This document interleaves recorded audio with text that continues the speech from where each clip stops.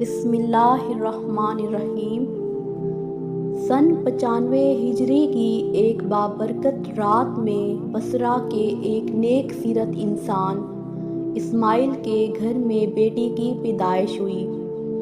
گھر میں 3 بیٹیاں پہلے سے تھیں، تاہم چوتھی کا نام رابعہ رکھا گیا۔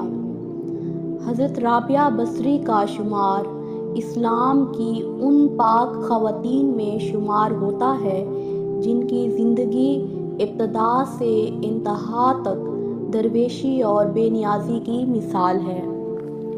رابعہ بصری نے جب ہوش سنبھالا تو والد کا سایہ ان کے سر سے اٹھ گیا اور قحط سالی کی وجہ سے آپ کی تینوں بہنیں بھی آپ سے جدا ہو کر نہ جانے کہاں مقیم ہو گئیں۔ آپ بھی ایک طرف کو چل دیں۔ ایک ظالم نے پکڑ کر زبردستی آپ کو اپنی کنیز بنا دیا اور کچھ دنوں بعد بہت ہی قلیل رقم میں آپ کو فروخت کر دیا، اور اس شخص نے اپنے گھر لا کر بے حد مشقت آمیز کام آپ سے لینے شروع کر دیے۔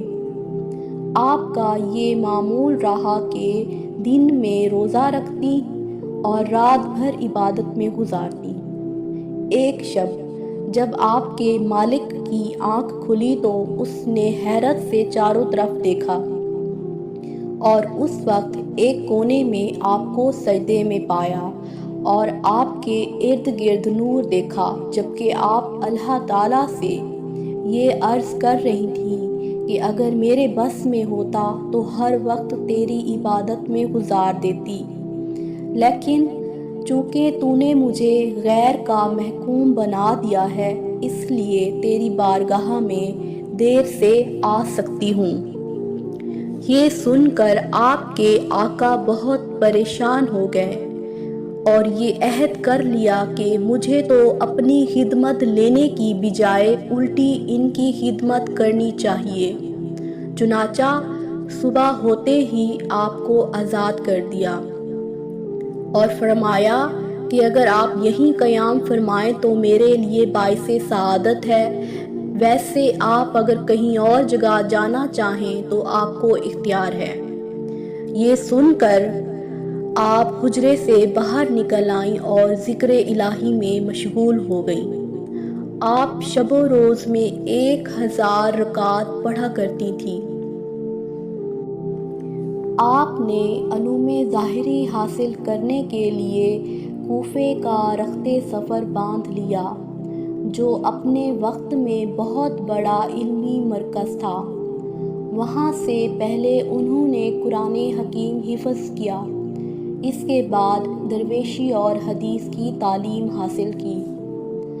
حضرت رابعہ بصری بہت کم گفتگو کرتی تھیں۔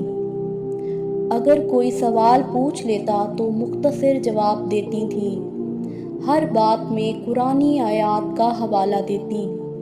جب لوگوں نے اس کی وجہ پوچھی تو فرمایا، انسان جو کچھ بولتا ہے فرشتے اسے لکھتے ہیں، اس لیے قرآن کی آیتوں کے سوا کچھ نہیں بولتی کہ کہیں میرے منہ سے کوئی بری بات نہ نکل جائے جسے فرشتے لکھ لیں۔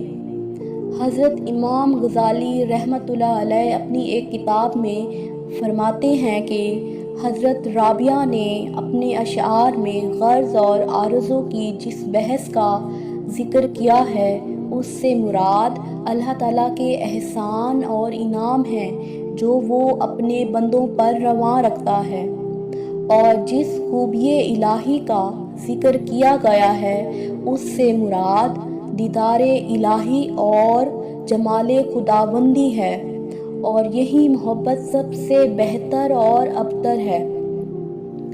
ان کا دل ہر وقت خوف الہی سے معمور رہتا تھا۔ وہ اپنے خوف جہنم اور خواہش جنت سے بے نیاز ہو کر خدا کو یاد کرتی تھیں۔ ان کا عقیدہ یہ تھا کہ خدا کو یاد کیا جائے کیونکہ وہ وحدہ لا شریک ہے۔ اس محبت کا مقصد باری تعالیٰ کی خوشنودی حاصل کرنا ہو، اس کا دیدار حاصل کرنا ہو۔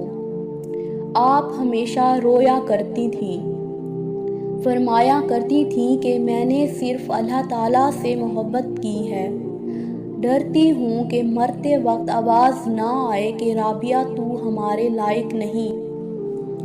وہ ہمیشہ کھردرے کپڑے کا کمبل پہنتی تھیں اور وصیت کرتی تھیں کہ مرنے کے بعد اسی میں دفن کی جاؤں۔ ان کے انتقال کے بعد ایک خاتون نے انہیں خواب میں دیکھا کہ وہ بہت ہی قیمتی ریشمی کرتا پہنے ہوئے تھیں۔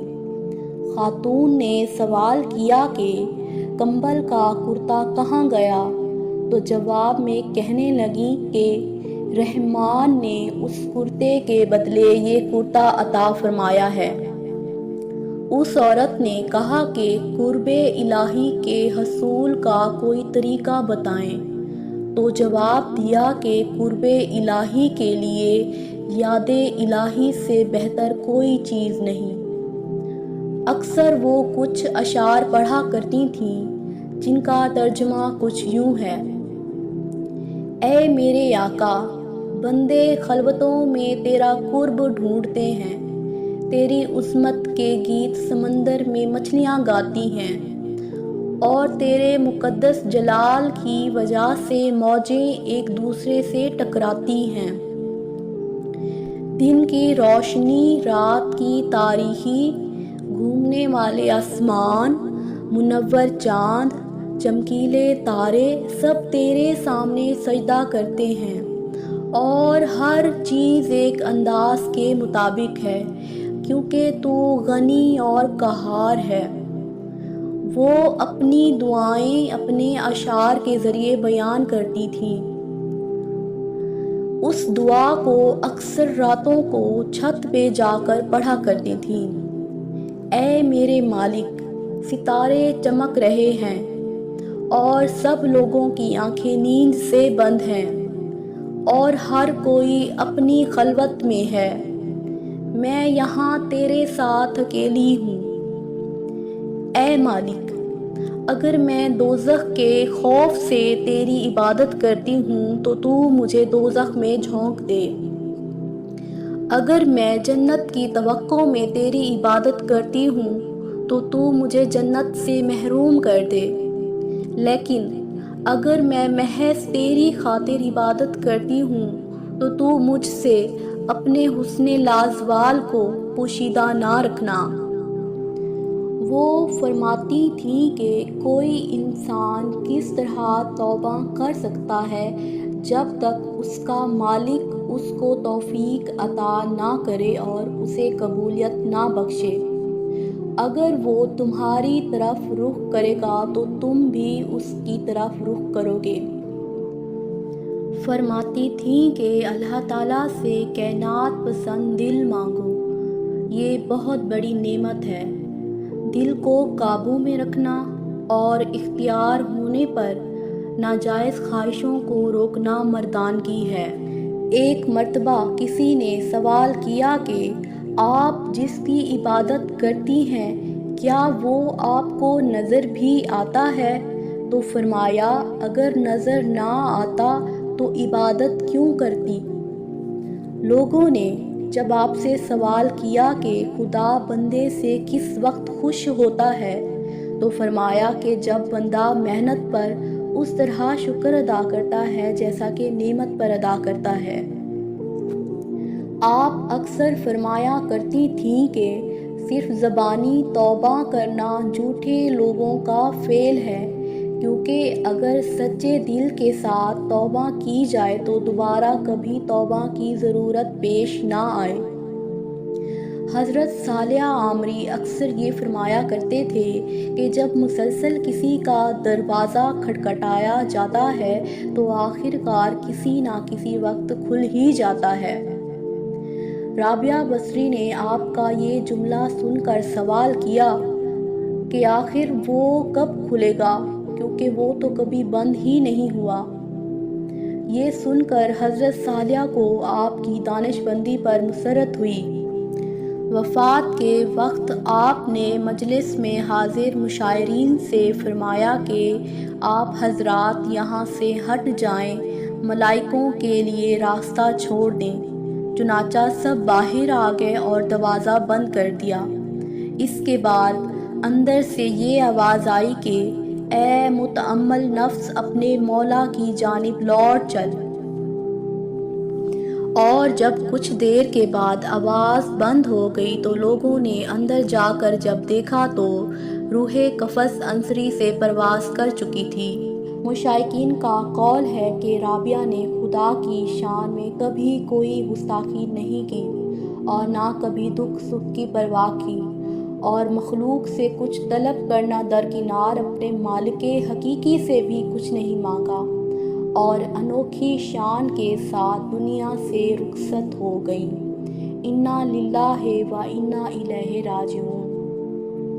اللہ تعالی ہم سب کو قلب سلیم عطا فرمائے اور قرآن اور حدیث پہ چلنے کی توفیق عطا فرمائے۔